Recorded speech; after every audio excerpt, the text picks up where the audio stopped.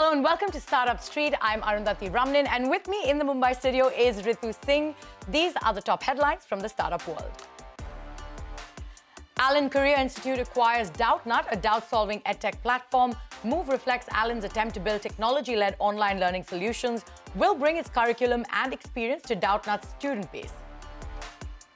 IAN Alpha Fund marks its first close at 355 crore rupees, the second VC fund in IAN Group series of funds. The Alpha Fund will invest in over 500 startups and create 50 lakh jobs by 2030. Construction marketplace Infra.Market sells a 10% stake in RDC Concrete to public market investors for $20 million. Current fundraise closes at a valuation of $225 million. Yantra, an management and technology services provider, will invest 100 crore rupees in India's Gen AI market, plans to hire 500 employees over the next 2 years. The investment aims to fuel the development of artificial intelligence in the country. Music streaming giant Spotify set to cut 17% of its workforce across the world as it looks to clamp down on costs. The move is likely to impact 1,500 jobs. Over 80 Spanish media outlets have filed $600 million lawsuit against Meta for allegedly violating European Union regulations on personal data protection.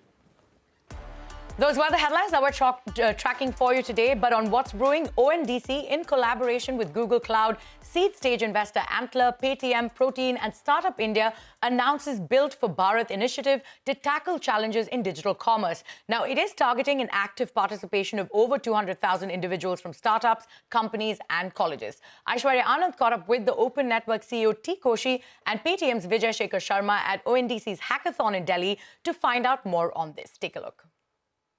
So the whole idea of hackathon is to trigger and stimulate this innovation and a passion in this multitude of small and big smart guys that we have from schools, colleges, and startups coming together to make small components which can all be nicely stitched together using this ONDC protocol to give a seamless service to the end consumer, which would not be possible in today's world of platforms. In the earlier model, some big guys had everything. Whereas now, if you look at the association that we are even doing with Google, Google said, we have some strong engineering skills, we will make it available, and we will give them components and solutions for us entrepreneurs to build on top of it.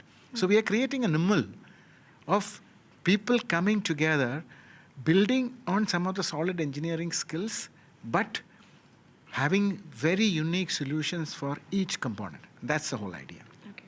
And what are some of the problems that you're targeting? Oh, we have targeting a variety of problems, multitude of problems. Whether it is about creating catalog, whether it is about financial services, whether it's about warehousing as a service, whether it is about new nuances in mobility, there's a whole lot of questions. And that's not something that we dreamt up. You know, we asked around, we crowdsourced. We got thousands of ideas that came, and our team sat together and compiled a number of one that is hot priority. Where does Paytm come into this? I think the commerce is natural extension for our payments merchants. And I'm seeing a very big trend of small or large retailer, manufacturer, service provider trying to reach on internet to access new customers. So ONDC is phenomenal platform, and I think the expansion of ONDC will be contingent on number of merchants that we sign up. As Paytm, we are committing to sign up at least 10 million merchants on ONDC. Okay, so in what's brewing today, health tech startup Zyla Health has raised $4 million in a Series A funding round led by Xfinity Venture Partners. Now, Zyla is going to use these funds to accelerate growth across its three key verticals, that is insurance, corporates, and big pharma, as well as product integration across the healthcare ecosystem for scale. Now, in July last year, the B2B healthcare management platform had raised $1 million in a pre-Series A round. Max Life Insurance, HDFC Ergo, Pfizer, Zydus, DHL, IBM, and so on. These are just among some of the clients that it added to its portfolio over the last year. Joining me now to discuss this funding and Zyla Health's plans ahead is its founder and CEO, Khushbu Agarwal. Khushbu, thanks very much for your time here on CNBC-TV18. You know, very briefly, if you could tell us about what Zyla is doing, what you're solving for, and how many patients are you currently serving on the platform? Hi, thank you so much for having me over. At Zyla, our entire mission is focused on helping chronic patients improve their health. What we do is we diagnose the health of every individual The individual may be coming from an insurance company, a corporate, or through a pharma partnership. And then we work tirelessly over the next few months to improve the health of this end patient. We are serving more than 1 lakh patients on the platform any given month who are coming from these various sources. Very happy to tell you that we have proven a very tangible ROI for our clients, for our insurance partners. We have showcased a 2.1x return on claim reduction. We have showcased a significant improvement in drug adherence and medical therapy outcomes for big pharma clients that we have. And we have also showcased a tangible outcome for our corporate clients, wherein we've reduced insurance premiums by more than 15% year on year by improving the health outcome of the end users. So 1 lakh patients per month, that's what you're serving currently. To what extent do you anticipate this number will grow? Yes, so we are looking to scale this up to 10 lakh patients, over the next couple of years. That is, by 2025. Okay. And we basically use technology very clearly in our entire patient journey process, be it a patient management system, how we capture data, how we enable 24/7 chat, or how we enable algorithms that will tell what is abnormal or an anomaly in the patient care journey that has to be fixed right now. Okay, so a 10x growth, in the number of patients you're serving in just the next 2 to 3 years. I'm sure that $4 million that you've raised will help with that. How exactly do you propose to use it across these 3 verticals that you have? If you could take us through that. Yes. So the number one focus is distributing Zyla more aggressively across the ecosystem. We, are hiring brand new folks with the dedication and mission orientation that we require to distribute Zyla across these 3 verticals. We are also investing quite a bit in product integrations across the ecosystem, which means we want Zyla to be talking through APIs to every diagnostic partner or physical infrastructure partner the patient may touch during this journey, apart from the digital care Zyla provides. So we are integrating the entire ecosystem through APIs, and that is also where the investment is going to go in. We also have global plans. We are launching in Southeast Asia early next year, and we also have plans to go further global to expand Zyla and touch 1 billion lives in the future. Okay, 1 billion lives in future. But, give us briefly a sense of what kind of revenues and profits you've been able to generate in the 4-5-year journey that you've had. And, what the business model is really centered around. Sure. So we have grown 300% since last year, since we raised around in August last year. Right now, we're clocking a 12 crore ARR in revenue. We aim to hit profitability and sustainability within calendar year 2024. And, the entire business model is based around subscription payments for patient care. We take care of a patient for 3 to 12 months, and our B2B client, which is a big pharma, a corporate, or an insurance company, pays for this subscription for this end user. So what happens in the ecosystem is that everyone wins, because this B2B client is paying for the care for this user, the health of this user is improving, and because I improve the user's health, I'm able to return an ROI to my B2B client, and it becomes a very sustainable growth trajectory. Okay, we were reading that you've added Max Life, Ergo, Pfizer, I think IBM, DHL rather, and some of the other clients in the last 1 year alone. So, how many clients in total, with these names that you've added, and what's the plan going ahead? Yes, so we have close to 100 large enterprise clients that we serve in various capacities.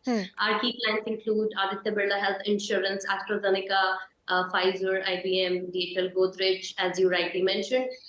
We basically intend to capture 20 large insurers of the country, each scaling to close to 5 lakh managed lives each. And then we also want to scale to about 1,000 large enterprises and corporates to enable the growth that we envisage. Okay, quickly, a final word in terms of the outlook that you have. The health tech space is very large for young companies like you. What does that mean in terms of, market opportunity and the share that you can capture? Yes. So it is a pretty massive market. We're talking about 250 million chronic patients. We're talking about $1 trillion or more spent, in terms of the economic loss the country sees because of chronic diseases every year. We want to basically, enable better health for the country, capture the entire digital health space and become the continuity of care ecosystem that the patient needs, and connect the patient with every physical ecosystem partner as well. So my dream for the country is that I'm managing 10 million patients in India, a billion globally, over time, the next few years. All right, Khushbu, and we hope you're able to do that. Thanks very much for your time here on CNBC TV 18. Thank you. Thank you so much. Bye-bye. On that note, it is time for us to head into a short break. But coming up next, Lighthouse Canton's AIF closes fund with corpus of 350 crore rupees. Meanwhile, a McKinsey study has projected $10.5 trillion in damages from cyber attacks by 2025. We discuss that and more on the other side. Stay tuned.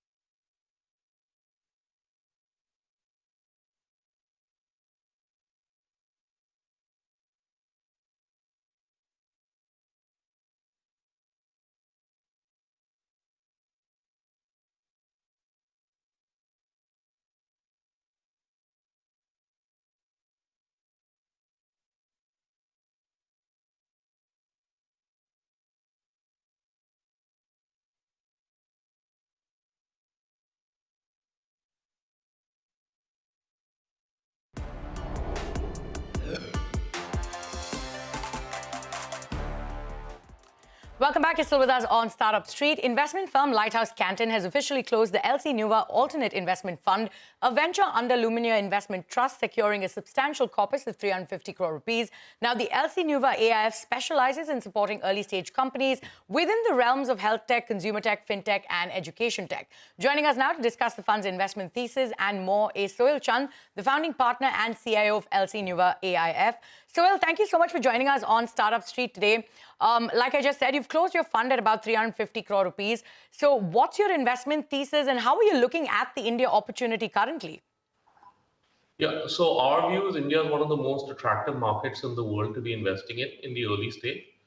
There's not a lot of institutionalized competition in the early stage part of the market that we are focused on, which is the $1 million investment check size. And what we're looking to do is invest in fast-growing businesses here. We've already made 31 investments, and we'll probably end the fund with about 35 investments, and we're reserving capital for follow-ons as well. These, as you mentioned, are across a range of sectors. So there's consumer, there's fintech, education, healthcare, etc. All right, we're going to delve deep into that a little bit more, but you said you've already made 31 investments. And as you just mentioned, you're going to deploy about half of the corpus in building the portfolio and the other half for follow-on rounds. So what are the companies that you have invested in? Which is the sector that you're seeing most of your investments going to? And what was the ticket size of these investments?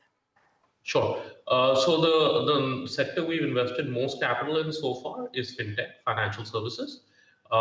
We have in this space companies like Revfin, which is the largest EV financing company in India. It's relatively new, and we were an early investor there last year. We've invested in HomeWill, which is building a very interesting online mortgage platform. We are in Creditfair, which is doing sort of traditional lending but online. So we're seeing a lot of businesses like this, and we'll invest more in this space. We've also got investments in the consumer space, in B2B platforms. We're in a company called Nueva Lifestyle that we're very excited about, which does workwear apparels, growing crazily fast. In consumer, we have an investment in a business called Tanvi Beverages, which is doing soft drinks for urban and rural markets. So these are sort of some of the investments we're investing in the flavor. Our average check size for the first investment is about 5 crores. And over the life of the investment, we want to have 10 to 15 crore per company. Have you already identified those last 3 to 4 companies that you're going to invest in? Any sector that's outside these 4? Yeah, we have actually got term sheets out there, and they are in all these sectors. So one consumer business, one and 2 financial services businesses, one in insurance and one on the lending side. All right, so you've stuck to these 4 themes because ideally your fund is sector agnostic, is what you've said. But these 4 are the top sectors on your radar. So what's the opportunity you see here, and why are you betting big on these 4 sectors? So one of our financial services, as I said, has been our #1 pick, and we think just India is an incredibly underpenetrated market from the point of view of credit, with sort of improved technological solutions to assess credit, which can be done online and through alternate credit scoring mechanisms. We think there's a large opportunity to build scaled-up players in this space. Financial services also is one sector in which we've seen extremely good founding teams, sort of the right educational background, right sort of professionalism of the teams, and they are businesses that scale relatively fast. The downside is they do need constant capital raising, but the businesses can get to profitability with the money we put into them, and then subsequent rounds of capital offer growth. Consumer has been sort of a big investment theme in India generally. But it's quite hard for direct-to-consumer online businesses to make money. So we've been pretty picky about what we've done in that space. We see a big opportunity in B2B platforms, and we've made 3-4 bets there as well, including Nueva Lifestyle that I mentioned earlier. All right. So in the last 7 years, the AIF investments in India have seen a tenfold jump. Now, you have assets under administration of nearly like 7 lakh crore rupees. So talk to us about the returns you're seeing and the potential you see for the fund. What about exits at this point? So it's a little early to talk exits because we've only been deploying capital for a year. Our first close was exactly a year ago. But, we are very focused on exits, and part of our strategy is because we come in relatively early, we are looking to exit into subsequent institutional rounds and not necessarily wait for IPOs or strategic events in these companies. So we see our exits happening in a phased manner starting from year 3 of our investments onwards. In terms of returns, we are targeting at a fund level, we are targeting about a 4x, 3 to 4x. So on any individual deal, we target 5x plus in the expectation that some of the deals will obviously not. Right. I have to ask you, artificial intelligence is now the big buzzword. Are you looking at making investments in this space? How big of an opportunity is AI and generative AI at this point? So AI is a huge opportunity, but it's a huge opportunity globally. I can't profess to be an expert on what's going on in India in the AI space, but I think it's one where we'll be a little bit cautious to start with because we do want to benchmark what's the Indian companies against what their global peers are doing. So it's probably not something we would do from this fund, But definitely, we are starting to see interesting companies in this space and keeping an eye out, probably for our next fund. All right, keeping an eye out for your next fund. All right, Sohail, thank you so much for joining us on the show today. It's my pleasure. Thanks. Well, a McKinsey study has projected $10.5 trillion in damages from cyber attacks by 2025. These findings only underline the need for foolproof, airtight cybersecurity mechanisms. The only problem? Onboarding multiple cybersecurity solutions are cumbersome, but a Kerala-based startup could be all set to change that. Lakshmi Das tells CNBC-TV18's Jude Sanith in yet another one of our rapid fires why her startup is on a mission to build simpler cybersecurity. What is the name of your startup? We are Proface, the new face of security, headquartered in Kerala, business operations in Gurgaon, and now we are global. All right. And in one sentence, can you describe what your startup is all about? In the world which is full of cybersecurity chaotic situation, we are one-stop solution for all your cybersecurity requirements, and we secure all your business critical web applications from cyber attacks. And what is the problem that you are solving? So nowadays it's considered very cumbersome and a lengthy process of configuring cybersecurity solutions for enterprises and government institutions. So we try to make it trying to simplify this problem by bringing in one of the most fastest and the easiest onboarding process. It's just 6 easy steps to onboard an application. That's it. And what is the solution to this problem? So what we have brought in is 5 major USPs. We are the world's first web application on Kubernetes platform. So we have our own proprietary AI and ML algorithms that can detect even the most sophisticated cyber attacks. And because of this, we are able to reduce the false positives less than 0.5%. So which kind of reduces the headaches on all the CISOs. We've simplified the whole process. And the best part is we have customizable solutions for each and every customer. So that's the best part.